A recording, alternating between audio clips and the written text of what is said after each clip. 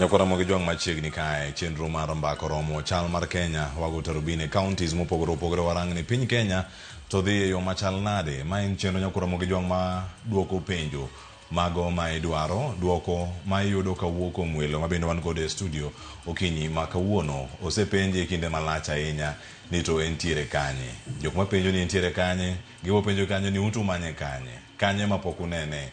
Achiel kachiel nyakora mogi jwang kawuono wabedo kae ka wawinjo kaka piny Kenya ringo to ayudo duoko bende e studio kar kae achiel kachiel. Adhi bedo kata ye chenro ni anyinga Cleophas Oloch Jakisumo Kanyakwar maukeu nyaka Sango. To kantiere kanya kura mujona wakuni kata motelo no adhi bedo kae kod welo ariyo achiel mo adhi bedo godo sani ka wantiere kae kod Ogai kata party leader mar Roots Party of Kenya Professor George Wajakoya mabendo osedonjo e studio kinyi makawuono e thuolo mokwongo e Ramogi TV omosi Uganda Luo okinyi makawuono. Professor oyawre kendo machiegni Ramogi TV imosi Uganda wa kawuono. Oyawre ahinya kawuono adich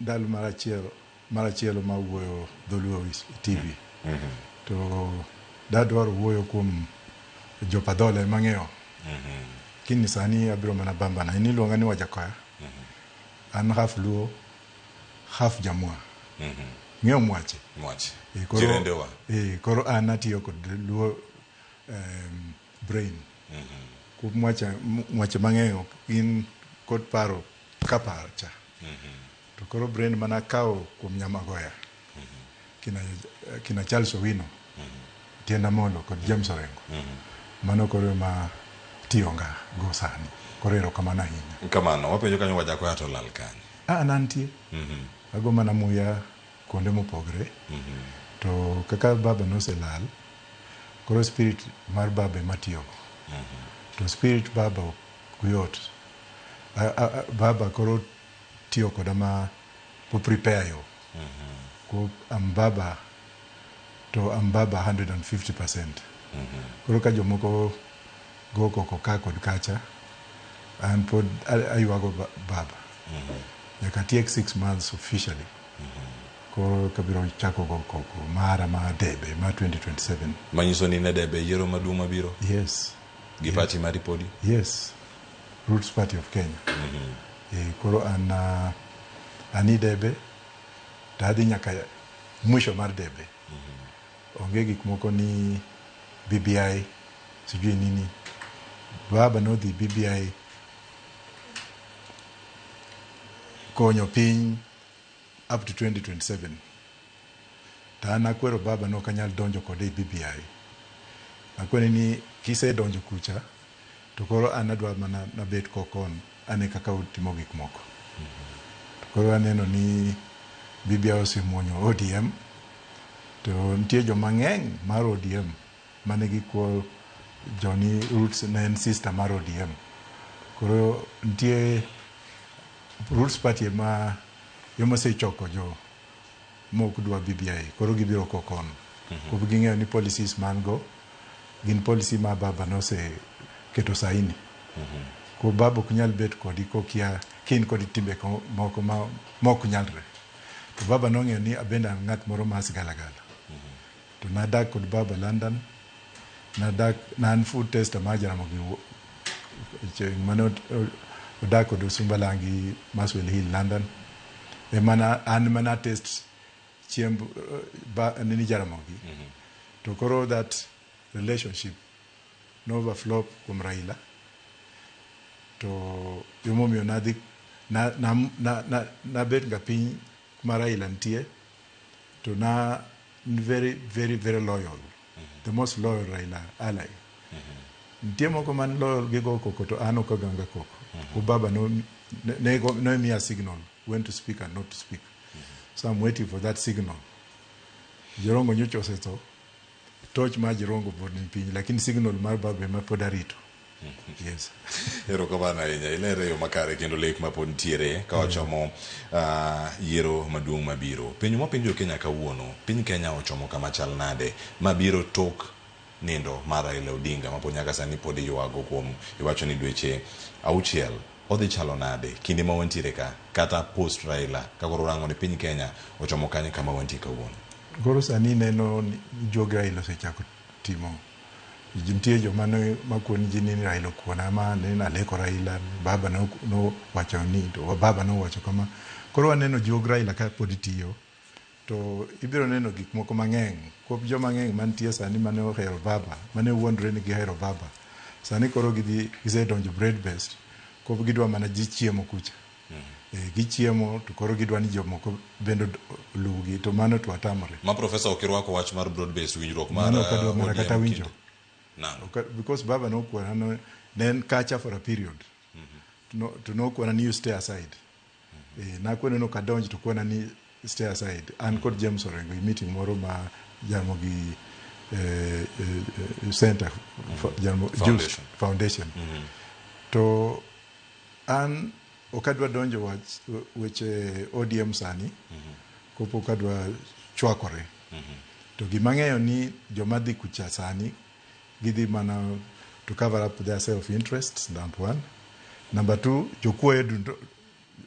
jokuoyo kod governors mosekwelo nyaka mane ODM sani gidhi kucha they can be taken to court anytime to kaka neno gik moko kaka neno gi sani an pod ang'iyo gi from far to kendo akon Nyasaye alamo Nyasaye ni Oritwin Odinga from harassment pod onyathi to sani kako seling kama awinjo maber okwadwa nyathini odhi kamoro jogi okawe bio ka baba ne pod nitie Oburu let Oburu do what he wants to do but win should be preserved. Yes. Pero kama na mano kama piny Kenya chomo kod siasa kama gintie no kwacho ni chendo ni wadhi kawo paro ka wuok kuom jopiny ground ka to wanyalo yudo kama wachomo kachiel nyakoro mojwang' sano dhi ne county mama Machakos wawinya kacha ne jopiny county mama Machakos to wacho nade kotenre kod kama piny Kenya ochomo. Na asante sana kutoka studio. Leo tuko hapa katika eneo la Kangundo katika kaunti ya Machakos ambapo tutapata fursa kuongea na wananchi kuhusu mwelekeo wa nchi yetu ya Kenya na venye wanafikiria nini yafaa kufanywa na nini imeharibika. Wacha tusikie wanayapi. Kwa majina ni Simon Ndunda kutoka gatuzi la Machakos. Swala la leo ni je, taifa linaelekea vipi ama linaenda sawa? Taifa letu kulingana na maoni yangu na maoni ya Wakenya wengi ni kwamba taifa letu aliendi vyema, uongozi ambao tuko nao au tuelekezi vizuri. Mambo ambayo viongozi na kama rais anavyo waahidi mambo mengi, anaahidi miradi mingi lakini kule katika ground mambo ni tofauti. Tumeona kuna changamoto kwa wanafunzi wengi ambao wamekosa kujiunga na shule za upili kwa maana wamekosa karo. Tumeona kama hadithi wale ambao walionyeshwa siku ya jana kule Mukuru Kayapa. Rais alisema wanafunzi wapelekwe shule kutakuwa wamelipiwa, lakini wamefika shule wamefukuzwa. Kwa hivyo nchi yetu haiko sawa. Mambo ya kununua bidhaa basic commodities imekuwa ngumu. Wananchi hawana fedha ziko na wachache ambao wako kule juu katika serikali. Mambo ya kodi tax iko juu pia, kuna ile hakuna employment. I'm Sam Mudhusi from Machakos. According to today's theme that whether the country is going in the right direction, I feel that the country is not headed in the right direction, and from where I sit economically we are not doing well. Because as much as the government is trying to give projects, is trying to spend much, is trying to talk of development, there is what in economics we call economic growth, which is the aggregate growth of the GDP. But unfortunately, there is what the citizens and the populace would expect to be working, what we call economic development. This is not happening in the country, whereby the growth in the economy should be felt by the citizens. Standards of living should increase. People should have the purchasing power. They should have money that they are able to access services and products. This is not happening in Kenya because as they interact with the majority of the people, you realize that the economy is growing. The growth is there according to the government statistics, but the people themselves are not feeling the effect of the growth, and people are suffering. When you look at sectors like education, there's a lot of confusion. Parents are not able to take their children to school because of lack of money, meaning that there is not trickle effect of that money that is in the growth to the people's pockets. If you look at the health sector, actually almost it is paralyzed because many things are not working. People have no money for treatment, and even hospitals are not well equipped. Even when you realize that the common man going to the hospital, they are not able to foot for their bills, meaning that the economy could be growing, but the money is not trickling down to the people, meaning that also the economy could be growing only pushed by some few people, and the majority of the Kenyans are still suffering. So according to me, that the direction that we headed is not the right direction. Hizo ni hisia tofauti kutoka kwa wananchi kutoka eneo la Machakos, ambapo wasema Kenya kama nchi haielekei vizuri na vitu mingi zinafaa kuangaliwa ndio Wakenya warithike. Kutoka kaunti ya Machakos, mimi ni Enoch Musui. Na leo hii tunapoangazia mkondo uliochukuliwa na taifa hapa katika kaunti hii ya Nyamira. Tupo Nyamira mjini, ambapo tunaungana na baadhi ya wakazi wa eneo hili linao watueleze, je, wanahisi kwamba taifa linaelekea njia ambayo iko sawa ama maoni yao ni yapi? Sasa mimi ni Silas Kamosi, ni mkaaji wa hapa Nyamira. Ningependa kusema kwamba taifa lingekuwa linaelekea katika mwelekeo mzuri ikiwa kila jambo ambalo linafanyika Kenya hii alingekuwa linawekwa ile tunasema siasa. Leo hii barabara ikianza kuchengwa imewekwa siasa. Masomo ya watoto shuleni yamewekwa siasa. Mfano tukikuja hii maneno ya CPC, wakati wa uongozi uliopita CPC ililetwa mbio kama baiskeli ya kuibwa. Hawakuwa wanataka kusikiza ni nini CPC ina hold. Sasa hivi watoto wamefika, wanaenda ingine nimesikia inaitwa CPE, inaitwa sijui CPE. Wanafika pale ile tunasema kwa Kisungu transition. By the time wanafika pale hakuna darasa ambalo itahudumia wale wanafunzi. Katika kulingana na mtaala mpya wanahitaji maabara hii ambayo haiko. Tunavyoongea sasa hivi Kenya hii tumeona kuna shule za matope mpaka wakati huu. Sababu kila kitu inakuwa politicized. Tungekuwa tunapata usimamizi mzuri wa kila sekta, tungekuwa tumeenda mbali. Kwa mfano, tuwe na priorities. Yote inahitaji wa Kenya, lakini tuwe na priorities. Kama shule tangia tupate uhuru, since independence mpaka wakati huu, bado kuna shule ambazo hazina madawati ya kutosha, hazina tunasema madarasa ya kutosha, bado ni matope, kumaanisha kwamba tunafaa kufanya ile priorities. Priorities number 1 ni ya kuhakikisha masomo ni bora, kuna afya njema kwa wote na afya kwa wote, sio afya njema kwa watu fulani. Kwa majina naitwa Clinton, mimi ni mkaaji wa Nyamira. Kusema ukweli, taifa letu la Kenya alielekea katika usawa wote. Ukiangalia kuzingatia kwamba viongozi ambao tulichagua aswa mwaka wa 2022. Ukiangalia wa Kenya, sisi kama wa Kenya expectations zetu ambapo tulifanya uchaguzi wa 2022, tuli expect kwamba watu tunachagua ni watu wanaelewa watu wa chini, watu wa mama mboga, watu wa bodaboda, watu wa biashara ndogo ndogo. Kusema ukweli, kwa hii serikali hakuna goodwill ile ya mwananchi. Hakuna ile goodwill ya mwananchi kwamba tunafanya jambo li benefit mwananchi yule wa kawaida. Inafanya jambo ambalo ni lile la kutaka kuonyesha kwamba serikali iko na inafanya kazi, na ingekuwa inafanya kazi yenyewe ingekuwa inajieleza. Advertisement ya nyota yenyewe inachukua pesa ama hela nyingi kuliko nyota hiyo ambayo inapea hawa vijana wadogo wadogo. Naangalia majukwaa makubwa, wanasiasa zaidi ya 300-500 wako katika mradi wa nyota. Na huko hawajafika bure, wamekuja na machopa, wamekuja na magari makubwa, wanapea vijana sijui 64, sijui wards, sijui vijana 100 wanapewa shilingi 20,000. Ingekuwa kwamba serikali iko na nia ya kusaidia mwananchi wa chini, ingekuwa kuna hizi pesa za uzee ambazo wamama wazee wanapewa kule vijijini. Nyota ingekuwa inawekwa kwa simu, kijana anapata huko kwa vijiji, machifu hawa wanachukua data hapa chini, nyota vijana wanapewa. Magojo County Manyamiragi wacho ni Kenya okodhie e yo maber. Kawuok e County Manyamira anilunga Duncan Pundi. Ukiangalia miaka ambazo zimeisha huko nyuma, era ambazo zimeisha huko nyuma kuanzia wakati wa Mheshimiwa Rais Arap Moi, kuja kwa Kibaki na Uhuru Kenyatta, education ya Kenya ilikuwa na it was of value. Mtu alikuwa anahisi kwamba mtoto ameenda kusoma, kuna kitu akipata itamsaidia kwa maisha yake. Lakini tangu wabadilishe from 844 system kuja kwa hii mfumo wa GCSE, sijui what ati mtoto anaenda pa grade 10, from then pa join form 1, sijui form 1 from sijui what.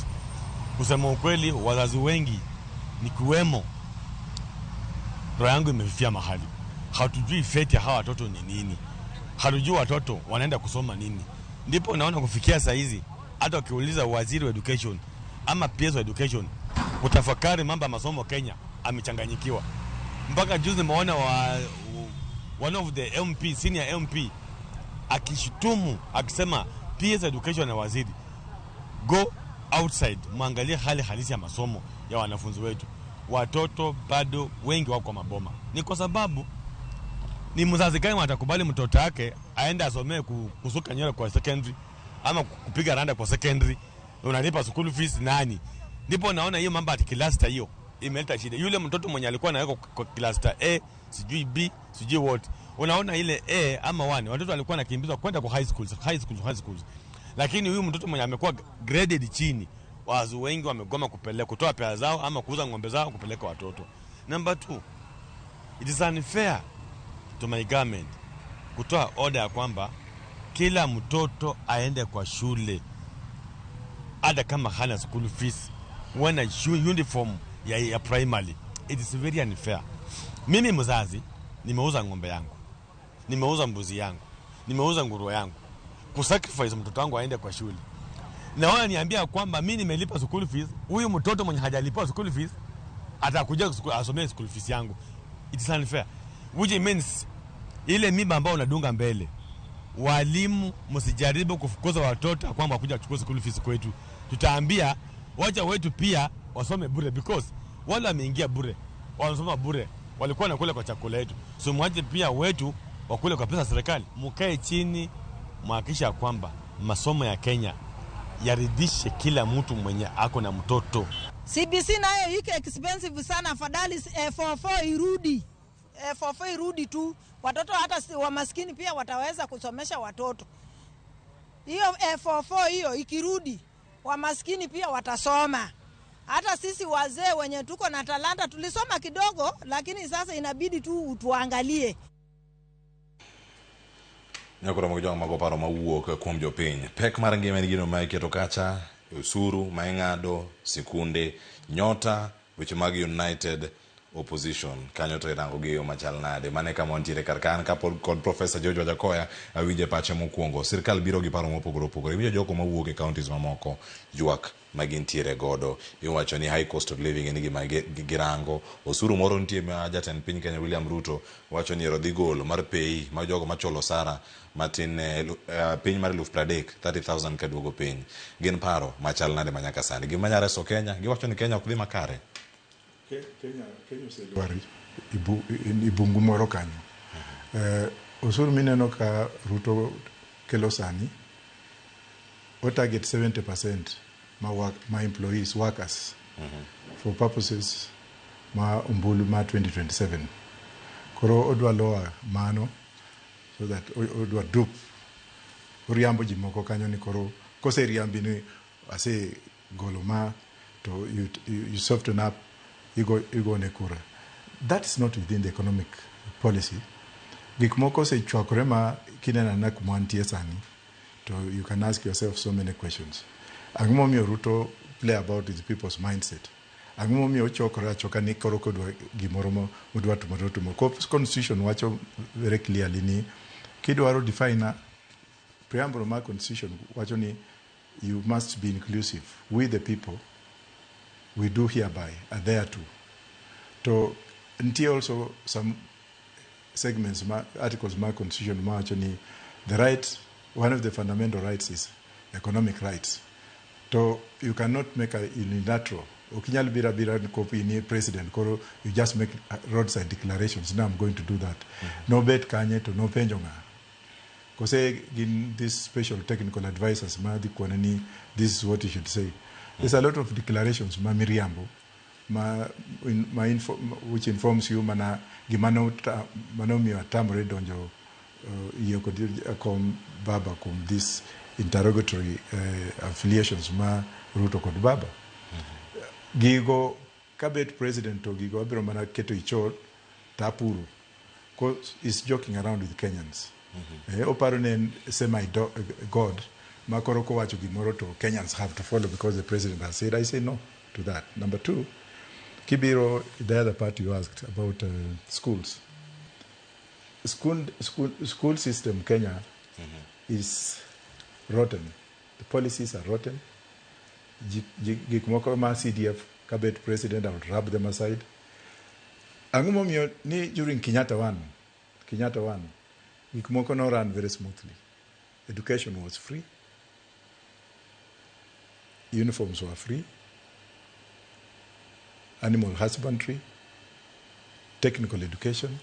To John also Mokaka Professor Manyochobi. Professor Diambo made very clear and good points. He was comparing what happened and what is happening. Ngan koro se donja sa ni kataki yudo teachers. Teachers gisafa model kata students. Ko imyo gimsara matin to they don't look after teachers' conditions. They don't even want to find out what happens where. Kaka what happened in Kilimani Primary School. My 2 teachers died the other day. You find out that the government did not come in to assist. Koro students, they ntie contradictions. Mara, jimoko kawacho ni schools, winjo Faruko woyo chengmoro making a public declaration. Ni hakuna mwalimu atafukuza mwanafunzi. Akifukuza mwanafunzi ataona. Threatening teachers. How do you expect a teacher who is actually running a school, a boarding school, who is feeding the kids, who has not gotten government subsidies to buy food for those kids, who has not paid people who supply materials in terms of food to school, and now is being told by the likes of Faruk usifuza mtoto nini. That fear is also making teachers lose it. There is no clear-cut policy. Giwachoni education is free, yet it's not free.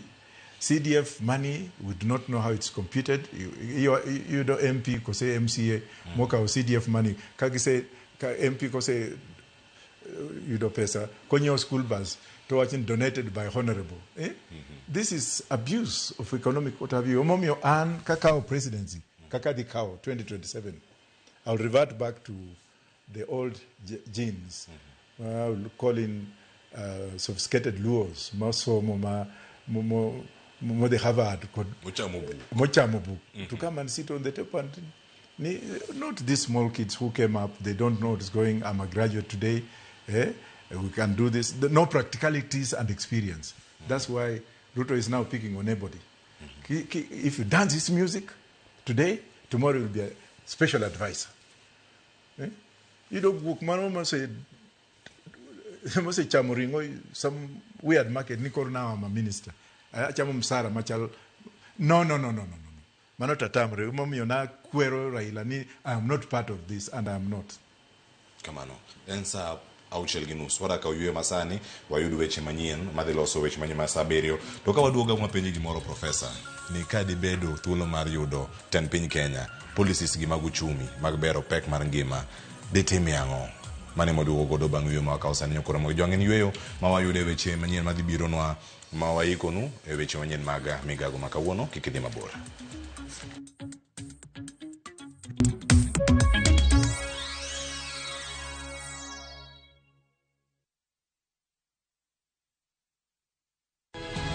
Nyikwa Ramogi bedi her mar loko puothi obedo ohala madhi maber kendo med yuto mari. Ober nikech en crop manyalo miyo pidh kata gwen, pidh dhok yo mayot. Wakelo ni chenro mar pur gi ohala. Chakre ikolo nyaka geng'o kute machamo pithwa. Pur mar nyanya nyaka ing'e tuoche mag nyanya mokwongo. Mar ariyo nyaka ing'e yedhe migoye nyanya. Puonjri yore mabeyo kendo manyasani mondo imed keyo mari. Mondo iyud yuto maber en ni niang' nyaka ido maber miolne pi timne irrigation. Kaka chiro medo lokre, wanyisi gigo mausre kendo nigi nengo kaka kinde loko.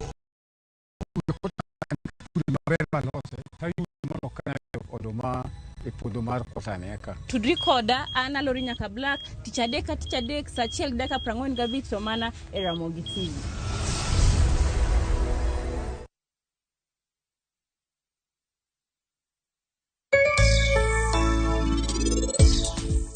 Jogi wacho ni miketho odgi.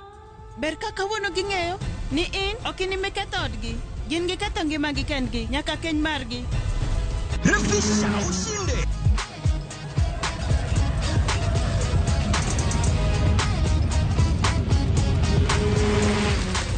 $50K ya Vasha ama MMF haingoji. Open and save in your KCB Gold Savings account for a chance to win many prizes. KCB, for people, for better.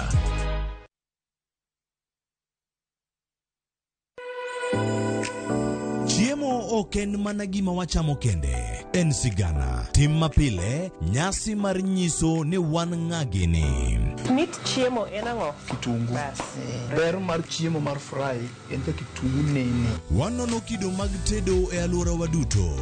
Wafwenyo yore mag tedo mopondo, timbe anyuola, koda hera mamiyo kit chiemo mora mora bedo gi ngima. Chiemo chamo ga wan. Koro nyaka ikete maler, koka obedo gimoro ma wang' nyalo kelo miloma mar chak.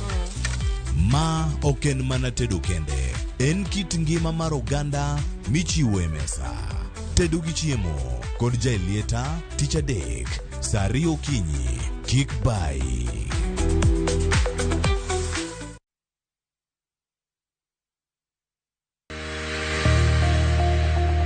Ng'ato ka ng'ato nigi gima ber mohero.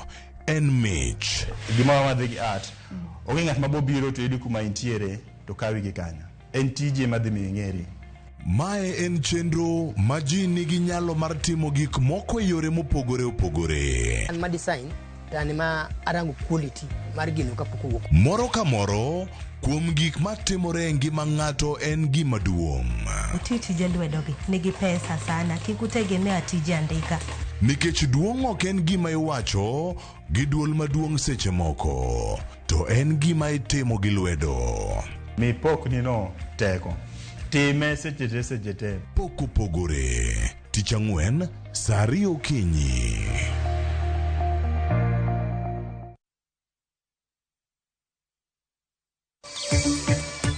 Negitho nyithindo 4. An gi nyithindo 5, koro matin kabisa emodong'. Kuyo okwako chuny familia manyowito nyithindgi 4 e pi e kar kunyo maram Kanyakwar, Kisumu. Piny Kenya William Ruto romo kod jombetre par jot mare Nairobi kaka yor jiwo tudruok e kind Kenya kod pinje ma oko. Majority party in the National Assembly after the last election was not UDA, it was Azimio. Gai manyien mar Azimio, Kalonzo Musyoka, yero joma wacho ni Azimio ne osepodho.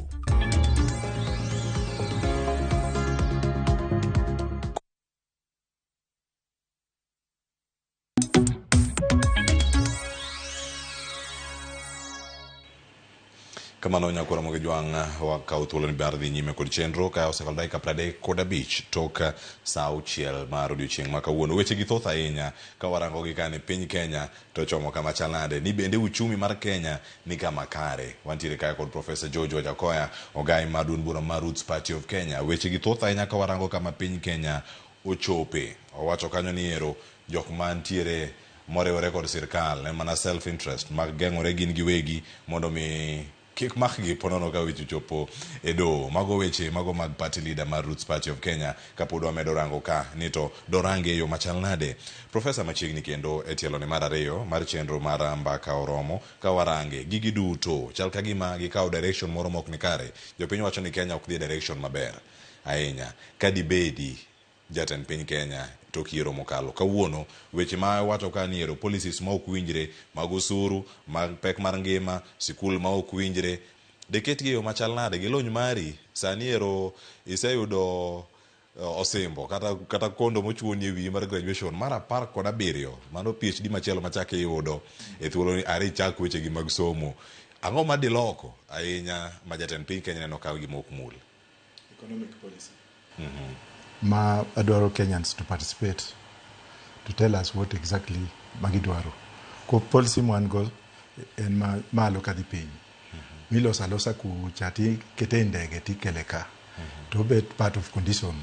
Nikoro ka Kenya dwa pesa ma borrowing World Bank ose IMF nyaka gi kel CBC nyaka gi kel tank ma rito rech ka moro ma nyithindo ka nyithindo dios joturkana josom how to swim in an environment which is not even there.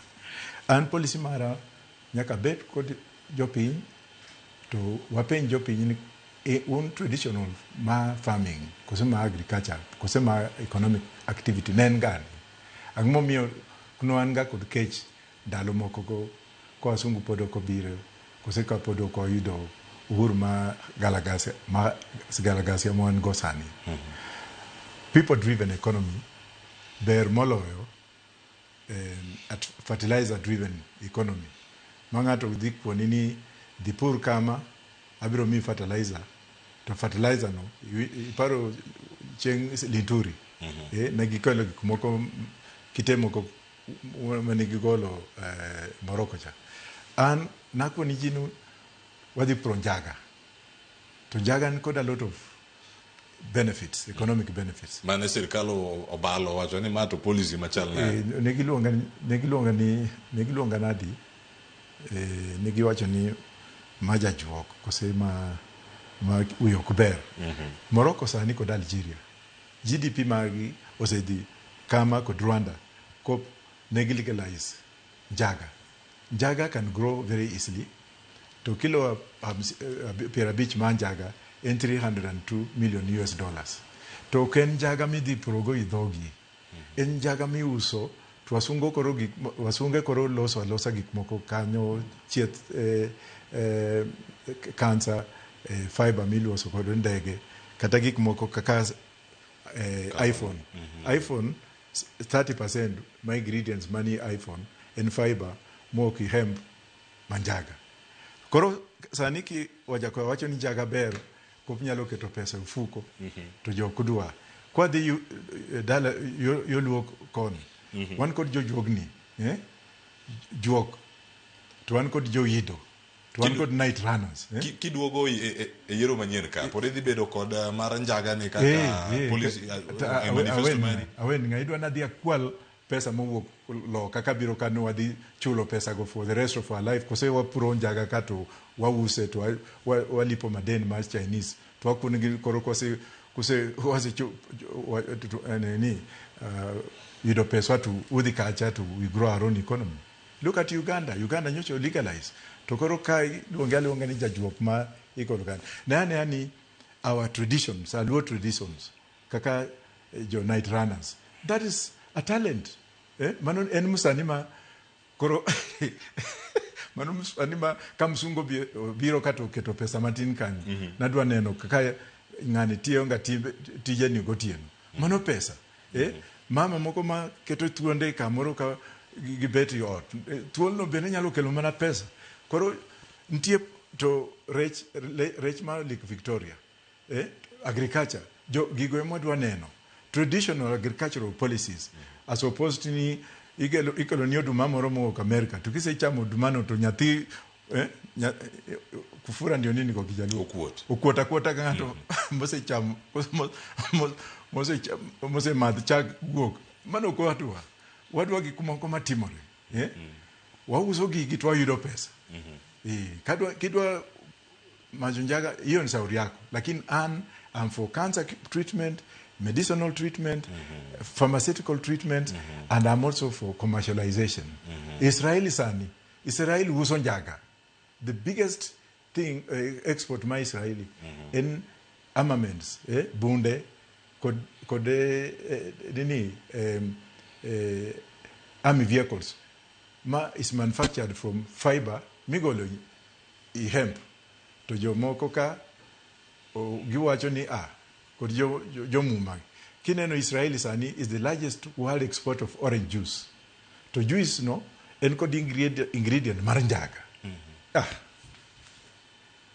weche gi thoth kendo iwacho ni mano pono gima ne ji ok owinjo ni ida mana mondo mi okete mano mar thieth kendo mar bero ngima dhano na mada yuaye to koro ranga kaka odhi bedo kar kacha idaro man yo makare dhano walose komoro kaka ma piny Kenya dhie miwacho ni ero pono onge gama ket sirkal ni tesre kata ngama bede opposition moro motegno sente kweth miluongo ni United Opposition. Professor Inkanye in kweth man an kod jogi Raila an koro makao Raila noweyo ji broad based no physically but mentally no na jogi yomi achung tandem to nadita kano jogi no go Mexico kucha jogi go reka ni broad based Raila no nga broad based spiritually yomi no keto jogi koro ongio gini kara jogi is this the policy ahead mauso party koro sani Ruto ma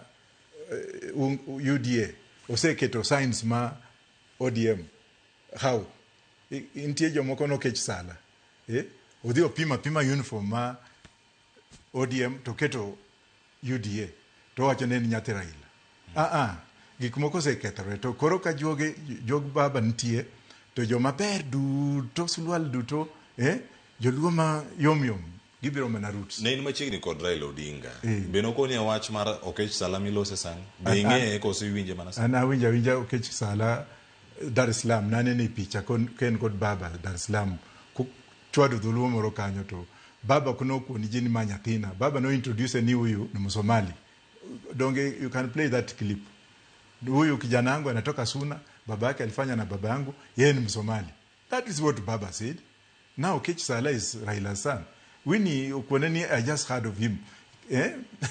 He can go on Thika Road. There is going on the right is Madare, and the other side is DCI. Mano, koro yudo jomoko kachani. Yeah. Okay, Salain Nyati Raila. There is nothing wrong with that, but you cannot impose yourself to force yourself in Agwamboda Nyango's shoes. You can't. Kata ano kanyal. Erokamano adani mak paro ne kanyo mar ka duogo iradhi do wach mari mugik wach mo kidwoko sani mar United Opposition ni in kanye kaka Roots Party to sani nitie Kajiado mano loso kodwa kaka Ramogi TV motel ne cheno masani wawinja ne ginto piny dhi nade e kaunti ma Kajiado. Robert Masai no ikonwa jopiny makamagi adak dala ma Kajiado ilama twad Kenya dhi makare jok mang'eny magodho gin Kenya orango kamarach ndalo mag siasa katimre ndalo duto nitie thuondi nyaka yware to sama giyware weche nyaka bed mang'eny wan kaka oganda mar onagi wadwaro ni mondo kaka wan sirikal manene Raila weyo wae to kaka nowewa kanyo jomoko neno ni ok wan kare wadhi ka wabam wan kare nikech kakoro wabro bedo no waluwo jomoko nyaka karang'o wabedo ni waluwo mana jomoko to wabende nyanyasa wandalo mang'eny wadwaro ni wabed mana e sirkal kuma nowewa wacha nyaka chop ndalo ma wabro neno kanyo koro kidhi kare nikech jomoko neno ni nyaka ochung mana ng'atwa i president oburu youth leader marwa oromo kabisa jok mapinge kaka jensi to kuduto mana matin. Kwa majina naitwa Josephat Musyoki, mimi ni mwenyekiti Kajiado Central Jua Kali Association. Kwa maoni yangu Kenya is not heading the right direction. Kwa mfano kiangalia for the first time in history huu ndio wakati wanafunzi wengi wamekuwa hawajaweza kuripoti grade 10 kwenda mashule. Ilhali serikali inatuambia kwamba kuna equity upande wa masomo. Na hiyo ndio kitu inaweza tusawazisha. Lakini ukiangalia ni kama masomo imebaki kwa matajiri peke yake. Mtoto tuseme alikuwa ameitwa cluster 1 na kwa sababu mzazi wake amekuwa hana nguvu ya kumpeleka shule. Last argument unasikia mtu kama minister akisema aende kwa ile shule ya day school iko karibu, ndio free education iko. Unashindwa kama mtoto alikuwa ameitwa cluster 1 na kuna combination ya masomo yake juu ya maisha yake, mahali ingempeleka akienda kwa cluster 4 atasaidika namna gani? Kwa hivyo hiyo ni issue number 1. Number 2, Kenya tumekuwa na madeni mingi zaidi. Saa hizi unasikia tena kuna mauzo ya Safaricom. Hatujaelezwa hii pesa ikiuzwa itakuwa administered namna gani? Itakuwa administered kivipi? Kwa sababu corruption imekuwa at the forefront kwa kila kitu. Kwa hivyo zaidi kuamini hii shughuli yote serikali inafanya inakuwa ni vigumu sana kwetu. Weche thotha ahinya mantiere kar kachiel ni gin to irango gi e yo mane mano ka warange kachiel. Achopo kama wada tieko wach mara mago matimore county ma Kajiado gigolo paro mopogore. Ng'ama wuoyo mokwongo wacho ni Kenya dhi maber, ng'at mar ariyo wacho ni ero Kenya dhi matek, dhi kamarach ahinya kuonde ma gintiere mopogore. E thuolo ni kami mar mondo mi konwa iwacho ni in e kweth chamano mar Raila Odinga ne ntiere, to sani nitie kweth maluongore ka ni United Opposition. Bende gin United mere gimiyo Ruto pressure madwarore mar mondo mi oti tich ne jopiny Kenya kose mana dwaro mar kawo telo e higa manyien? Ok anyal wuoyo mang'eny wanyalo ng'eny jogo gin osiepe, lakini gima differ kode en achiel. Nakun gini, if you want us to work as a united opposition, first term of reference, secretariat and a blueprint paper. Gindik blueprint shows what we can do for Kenyans, which I have not seen. That blueprint paper manadwaro ni gimi jopiny to discuss how to build this country in terms of infrastructure, development, economic emancipation, education, security, and what have you. Jogonotamre, yomomiana konigini. Thank you very much. To give it if boardroom in the morning, to in the afternoon, give up their heads outside the vehicle. To what they are discussing is not valuable to Kenyans. Ruto. Man, I refuse to engage myself into that. Because I'm not here to discuss Ruto. Ruto is my opponent. Adi Chungkode. It's my policy versus his policy. It's issues versus his issues. That's what we need to have this country to debate. To yudan euphoria maji. Out of maybe out of 1,000, maybe a deck gain registered voters. So that is noise making, which is not necessary. Kokono bende kanyo giloso gintiere kata kod jogo mawache one term Nairobi wache two term be ntiere. So what about if Ruto wins again? Politics is competitiveness. If somebody wins, you give him his chance. If he wins properly, not by stealing. Kop an achung kod Ruto. In fact, sani kaka bet kodis. I'm the only one Ruto knows as a potential presidential candidate. Eliud Owalo Selando? No, Owalo defeat him very early. I don't even need to speak about Owalo. Walk ni kanya all of a sudden ni koradwa bet president. Jolo somo kalatasi in between lines. Kibira bira kaka ibiro kodwi maduongni. Bia wabiro. It's not a worry to me. I'm not worried. Jograila must function properly. For you to be accepted, Joturua, Joa, Jomagoya, Jokakumba, Jonyapunyi, Omera, you don't joke with Luos. Erokamano. Wach mari mogik watieko. Weche gi thoth ahinya matimore e counties mopogore opogore. Penjo moro donjo kane wacho ni enough luala half mwa e support Kogalo koso AFC Leopards. Bana ngikonwa kata kwatieko. To sani jo Roots Party bende ne sani e kaw thuolo ni wuo kodgi wach mari mogik kuom gi jogo maonge kura bende ntiere kar kaka wacho ni Kenya dhi marach to gionge kura mana kaka gisewacho. Star 509 hash tin ear. Dial star 509 hash. Luo Nyanza is my block. That one we cannot debate on it. Ruto can go buy anything. Okay, molo kucha give me pesa. Nyanza is a cow. Nyanza and man spirit Baba. Then I'm the bastion. I'm the custodian of Baba's spirit. I was closer to Baba. I was number 3. Baba loved me. Kataja chien ungeoni Baba loved Wajakoya. I never betrayed Baba even for a Karna Kunijini. If you can't vote for me, vote for Baba. Koromano is not arguable. It's dispensable. Kidwa na English marjolu. Achodo English mange kajoma Baba spirit ema. Koro kajo gidi kuchano Kwa Mabandu, the other part of me, Manu is a win-win situation. Lakini Luos must vote for Wajakoya. Amen. Akama no kawach mari mugi kagoni ro kamana nya kombero kodore mugi TV cheno maramba ko romo kawona nya ko romo ge jwang ka ne warango chal mara piny Kenya. Hadhi we lwetu Chieng' Emmanuel kakelo ni weche manyien mag migago era mugi TV ro kamano ko bedo kodare sa 12 mar okinyi nyaka sani sa 7 diere kacha bedo kod weche mag tuke twak mokwongo mar ariyo gi mar adek mano mane diere kacha bene ne wantie kanyo kod cheno mar kaka wanene. Watimi kendo chieng' machielo kiny Sharon Ong'aw biro nigi chal mar county ni counties wa to dhi nade twak modhi bedo kolose ang' yuda achiel kachiel bende mbui mag waduto te mag Ramogi TV erokamano kuom bedo koda nantiere kae kod Professor George Wajakoya ogai mar Roots Party of Kenya nyinga Cleophas Oluoch jakisumo kanya kwar mukeo nyaka sango kiny warade rupiny ka watwak e chal mar piny Kenya podi kan gi nyawadwa Joyce Oduor oriti masani.